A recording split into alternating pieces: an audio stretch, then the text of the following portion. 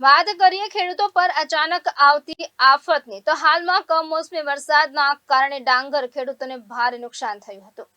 હજી તો કુદરતની આફતના વળતર ખેડૂતોને મળ્યું નથી। ત્યાં તો માંગરોળના મોટી નરોલી ગામની સીમમાં અગ્નિકલ્ચર વીજ લાઇનમાં થયેલા શોર્ટ સર્કિટના કારણે 4 શેરડીના ખેતર આગની ઝપેટમાં આવી જતા ખેડૂતો અને વીજ કંપનીના અધિકારીઓ ઘટના સ્થળે દોડી આવ્યા હતા। પવનના કારણે આગ જોતામાં 4 ખેતરોમાં ફેલાઈ જતા ખેડૂતોને 10 લાખથી વધુનું નુકસાન થયું હતું। જુઓ અમારો વિશેષ અહેવાલ। તણખાની આગ ખેડૂતો માટે બની આફત। આ દ્રશ્ય છે માંગરોળ તાલુકાના મોટી નરોલી ગામની સીમના। આ સીમમાં શેરડીનો ઉભો પાક તૈયાર છે। નજીકના દિવસમાં આ તૈયાર પાકના ખેતરમાં લાગેલી આગ ખેડૂતોને લાચાર બનાવી દીધા છે, કેમ કે કુદરતની કમોસમી વરસાદની થપાટ તો હજી કળ વળી નથી। ત્યાં તો ફરી એકવાર શેરડીના ખેતરમાંથી પસાર થતી અગ્નિકલ્ચરની વીજ લાઇન અને આ વીજ લાઇનમાં આજે બપોરના સમયે અચાનક શોર્ટ સર્કિટ થતા શેરડીના એક ખેતરને આગની ઝપેટમાં લીધું હતું। શેરડીના ખેતરમાં આગ લાગ્યાની વાત સિયાલજ ગામ સુધી પહોંચી અને શેરડીના ખેતરના માલિકો મોટી નરોલી ગામે દોડી આવ્યા।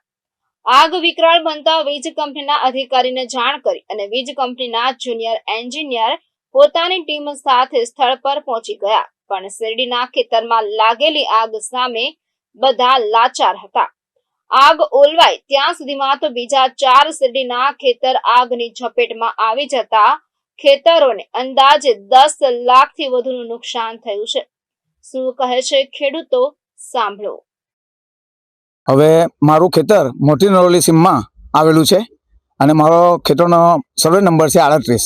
એને લાગુ બીજો 39 નંબર, એને લાગુ બીજો 40 નંબર, એને લાગુ બીજો 41 નંબર। તો 41 નંબરમાં જે એજીની જે લાઈન જાય છે 3 ફેઝ, તો તેનો ઉપરનો ટોપનો વાયર બીજા વાયર સાથે જોઈન્ટ થવાથી પડી જવાથી શોર્ટ સર્કિટ થઈ। શોર્ટ સર્કિટને કારણે 41 સર્વે નંબરમાં જે આગ લાગી એ શેરડી સળગતી ડાયરેક્ટ મારા ખેતર સુધી આવી, 38 નંબર સુધી। એટલે 4 સર્વે નંબર બધા બળીને ખાક થઈ ગયા છે।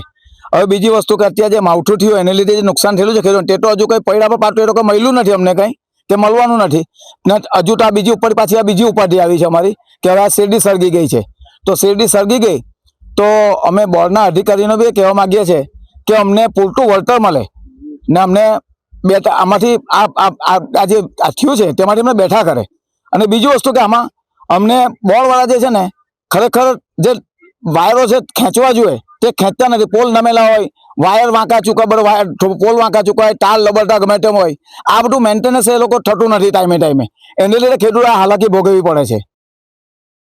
મારું ગામ નરોલીમાં સર્વે નંબર 40 થી 1.5 હેક્ટરનું ખેતર છે। સદર ખેતરમાં શેરડી વાવેલી હતી અને મેં એમાં 1.5 થી 2 લાખ રૂપિયાનો ખર્ચો કરેલો હતો અને હજી સુગર ચાલુ થઈને 15 દિવસ થયા છે। મારી શેરડી હજુ 5 મહિના પછી કટિંગ આવવાનું હતું અને હાલ જ આજે DGVCL લાઇનનો આઇસોલેટર તૂટી જવાને કારણે શોર્ટ સર્કિટ લાગી અને મારું ખેતર તો બળી જ ગયું, પણ મારી બાજુમાં 39 નંબરનું હસમુખભાઈ મનસુભાઈનું, 38 નંબરનું મહેશભાઈ જગજીવનભાઈનું અને 41 નંબરનું રાકેશભાઈનું ખેતર પણ બળી ગયું છે। ટોટલ 20 વીઘા જેવો શેરડીનો પાક અમારો બળી ગયો છે। આ વર્ષે શેરડી વધારે પડતા વરસાદને કારણે ઓછી પાકે એમ હતી, તેમાં અમે તો હપુચા ચાલ્યા ગયા। અમને આ 1.5 લાખ રૂપિયાનો ખર્ચો પણ મળે કે કેમ એ સવાલ છે અને આવું પહેલી વાર નથી બનતું। DGVCL કાયમની સ્ટાફ ઓછો હોવાને કારણે કામગીરી થતી જ નથી। વાયરો વાંકા હોય, લટકતા હોય અને કાયમને માટે 3 વર્ષ પહેલાં બી મારા ખેતરમાં પોલ પડી ગયેલો અને મારો પાક 3 મહિના લેટ વવાયેલો, તે વર્ષે બી મેં નુકસાની ભોગવેલી, છતાં આજ દિન સુધી કોઈ વળતર મળ્યું નથી। અને જ્યારે અમે વળતર માગીએ છીએ ત્યારે એ લોકો એમ કહે છે કે તમારી પોલીસ ફરિયાદ નથી થયેલી, તમે DGVCL અધિકારીને 24 કલાકમાં જાણ નથી કરેલી અને આવા બધા બહાના કાઢીને 6 મહિના પછી એ લોકો છટકી જાય છે અને અમને નુકસાનીમાં કોઈ આપવા આવતું નથી। અને અમે નાના માણસો જે 5 વીઘાના ખેતરમાં જીવતા હોઈએ છીએ, અમારી પાસે આવકના બીજા કોઈ સાધન હોતા નથી।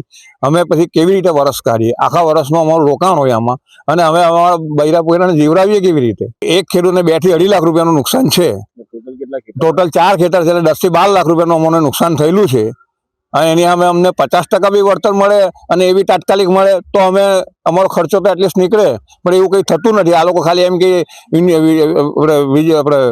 યુનિયન DGVCL કંપની એમ કે અમે વીમો ઉતાર્યો છે, વીમા કંપની પૈસા આપશે, પણ વીમા કંપની પાછળથી બધા બહાના કાઢી નાખે છે કે FRI નથી થઈ, 24 કલાકમાં અમને જાણ નથી કરી. આવા બધા 17-15 બહાના કાઢીને એ લોકો છટકી જાય છે અને પછી કોઈ સાહેબ અમને ગાંઠતો નથી અને અમને કોઈ પણ પ્રકારનો આજ દિન સુધી રેકોર્ડ છે અમારા ગામને કોઈ પણ વળતર મળ્યું નથી. આ પહેલો બનાવ નથી. ગામમાં બી અગાઉ ખાલા હળગી ગયા છે પણ એક પણ રૂપિયા આજ સુધી કંપનીએ અમને કોઈને ચૂકવ્યો નથી.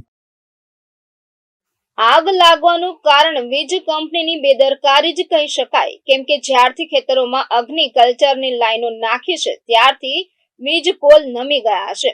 ક્યાંક તો વીજ વાયરો જમીન સુધી નીચે નમી ગયા છે, તો કોઈ જગ્યાએ દુર્ઘટના સર્જાય, જેવી કે શેરડીના ખેતરમાં આગ લાગવાની કે પછી કોઈને કરંટ લાગવાની ઘટના બને ત્યારે વીજ કંપનીના અધિકારીઓ ગરીબ ગાય બની વર્તન કરે છે, કેમ કે અહીં નુકસાનીનું વળતર આપવાનું છે. વળતર આપવાની વાત આવે ત્યારે અનેક કારણો આગળ કરી ભોગ બનનાર ધર્મના ધક્કા ખાઈ થાકી જાય છે. પણ જો કોઈ શેરડી ખેતરમાં શેરડી વાહતુક દરમિયાન કોઈ વીજ પુલ તૂટી જાય તો તાત્કાલિક નુકસાન વીજ કંપની વસૂલ કરે છે. એટલે કે સરકારી તંત્રનો અંધેર વહીવટ સામાન્ય માણસને હેરાન પરેશાન થાય છે. શેરડીના ખેતરમાં આગ લાગ્યા બાદ વીજ કંપનીના અધિકારી શું કહે છે એ પણ સાંભળો. આજે અંદાજિત 2:30 વાગ્યા આજુબાજુ રાજુભાઈ, જે એના સિયાલજના ખેડૂત છે, એમને મને ફોન પર ટેલિફોનિક જાણ કરતા મારા સ્ટાફના માણસોને મેં તાત્કાલિક સ્થળ પર મોકલી આપેલ છે અને માણસો દ્વારા વીજ પ્રવાહ બંધ કરેલ છે, જેથી આગળ કોઈ બી અકસ્માત ન થાય. અને વાત રહી ખેડૂતોના વળતર માટેની, તો અમારા તરફથી પૂરો પ્રયત્ન રહેશે કે જેટલું પણ અમારાથી શક્ય બને એટલું ખેડૂતોને વળતર આપી શકીએ સમયસર. સાહેબ, આને માટેની પ્રક્રિયા ખૂબ લાંબી છે એવું પેલા ભાઈએ આગળ કહ્યું, આપ શું કહેશો એ બાબતમાં? એ બાબતે જેટલું પણ જલ્દી અમારાથી થઈ શકશે પ્રક્રિયા, અને એ પ્રમાણે અમે જેટલું જલ્દી ખેડૂતોને વળતર મળે એના માટે અમે પ્રયત્નશીલ છીએ. જે વીજ લાઇનની આપણે વાત થઈ રહી છે એ ખૂબ જ જૂની વીજ લાઇન છે, ઘણા સમયથી ખેતરમાંથી ચાલી આવે છે. એના મેન્ટેનન્સ માટે ચોમાસા અને ઉનાળા દરમિયાન આપણા દ્વારા કાર્ય કરવામાં આવેલું હતું મેન્ટેનન્સ માટેનું, પરંતુ તે દરમિયાન પણ ખેતરમાં પાક ઉભો હોય અને બીજી વીજ એગ્રીકલ્ચરની જે વીજ લાઈનો છે એમાં આપણા દ્વારા કોટેડ વાયર નાખવાની પ્રોસેસ ચાલુ જ છે.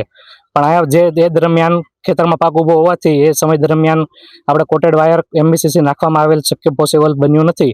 એના માટે એ પ્રક્રિયા બાકી રહી ગયેલી, પરંતુ એ બી અમે અત્યારે ખેતર ખાલી થાય એટલે પ્રક્રિયા પૂર્ણ કરાવી દઈશું. આમ તો સામાન્ય રીતે વીજ કંપની ચોમાસા પહેલા પ્રી મોન્સૂન કામગીરી કરે છે અને લાખો રૂપિયાનો ખર્ચ કરતા હોય છે, છતાં અકસ્માત થાય છે. અને આ મોટી નરોલી ગામની સીમા પસાર થતી અગ્નિકલ્ચરની લાઈન જોખમી છે. નમી ગયેલા વીજ પોલ છે અને જમીનને અડી જાય એ રીતે વાયરો લટકી રહ્યા છે. હાઈ ટેન્શન લાઈનો પણ પસાર થાય છે, પણ સુરક્ષિત એક પણ લાઈન દેખાતી નથી. હાલમાં જે રીતે ખેડૂતો સમગ્ર ગુજરાતમાં વીજ લાઈનનો વિરોધ કરે છે એનું કારણ પણ આ જ છે, કેમ કે ફાયદો ઉદ્યોગપતિને અને નુકસાન ખેડૂતોને. ત્યારે સરકારે પણ સરકારી બેદરકારીથી નુકસાન જ્યારે થાય ત્યારે તાત્કાલિક ખેડૂતોને વળતર ચૂકવવું જોઈએ. બેદરકારીનો ભોગ હંમેશા આમ જનતા અને ખેડૂતોએ જ ભોગવવો પડે છે, એ વ્યાજબી નથી. ત્યારે વીજ કંપનીના પાપે ખેડૂતોને થયેલું નુકસાન વીજ કંપની સત્વરે ચૂકવે એવી ખેડૂતો માંગ કરી રહ્યા છે.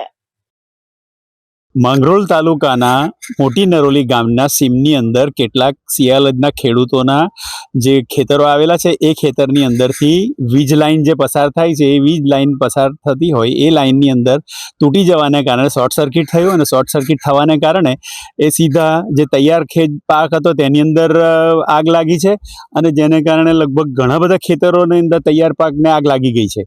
અને આ જે ખેડૂતોના કહેવા પ્રમાણે આ ખેતરની અંદર પાણી પીવડાવીને હવે લગભગ એક સપ્તાહ દરમિયાનમાં લગભગ 7 થી 10 દિવસની અંદર તો કટિંગ આવવાનું હતું. કટિંગ આવતા પહેલા જ આ વીજ લાઈનની અંદર શોર્ટ સર્કિટ થવાને કારણે આખું આ ખેતરો બળી ગયા છે અહીંયા.